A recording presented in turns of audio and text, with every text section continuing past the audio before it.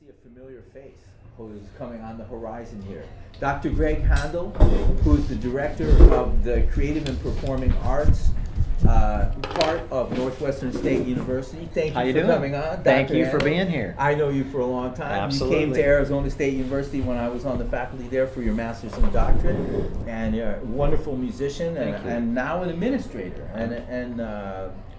You are working with people in music, theater, dance, and art too. Yep. That's amazing. Right. It's a good thing you were a good student because you're using it all now, aren't you? Yes, I certainly am. I certainly am. And you're a music education specialist, and in terms of, but nowadays in college education and public education, people are doing quite a few different areas of concentration. Right.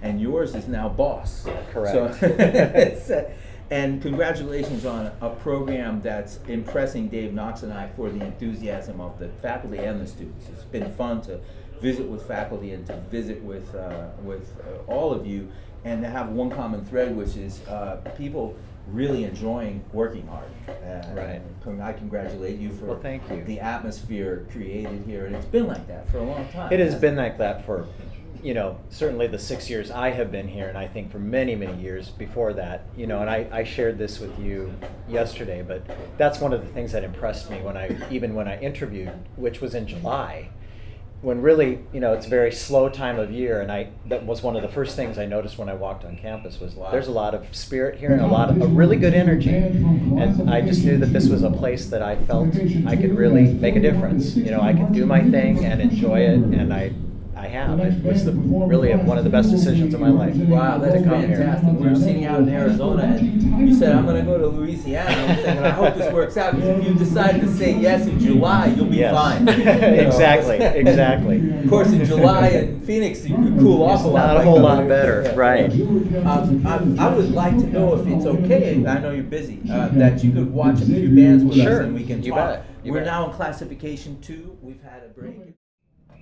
And we're back. We just listened to the Neville High School Band, and Chelsea King, the band director, has brought us a very strong show. I'm here with the director of the Creative and Performing Arts part of Northwestern State University. He's Dr. Greg Handel. Thanks for coming. Thanks for being here. Watching the show. Absolutely. And you were mentioning during the performance about small schools. Right. Well, I think this entire day has been a really wonderful thing for us, and what has impressed me most is the consistency, I guess, of the bands throughout the small classifications and the large classifications. And to me, it's really exciting to see those big bands that make a significant impact on us. But certainly when you see a smaller school that is doing all the right stuff and is making that kind of an impact as well.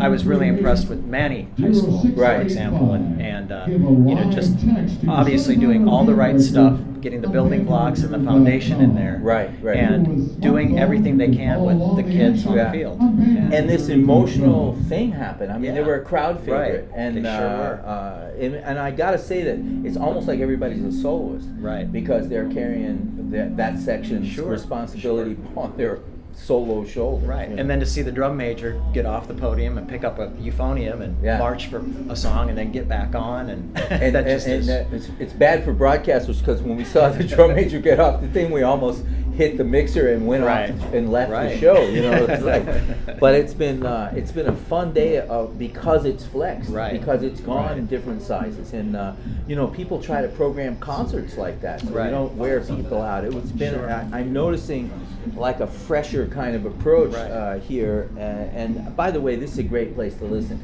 If a small band can get this kind of feedback, they do better, and this is a very successful place. And I'd also told you about the spirit of the spirit. The spirit is a can-do spirit.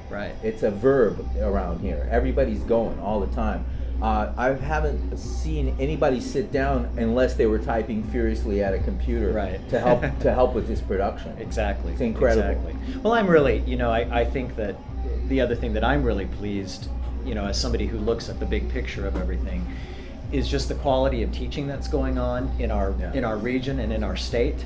Yeah. And, you know, especially in our area, there are a lot of smaller schools and rural schools, and it just goes to show that you can do a lot with what you're given. You just have to dive in and get your hands dirty. And that's what I say to the music education students all the time. I said, you got to dive in and get your hands dirty, you know, and that's when you know it's really worth it. So, yeah.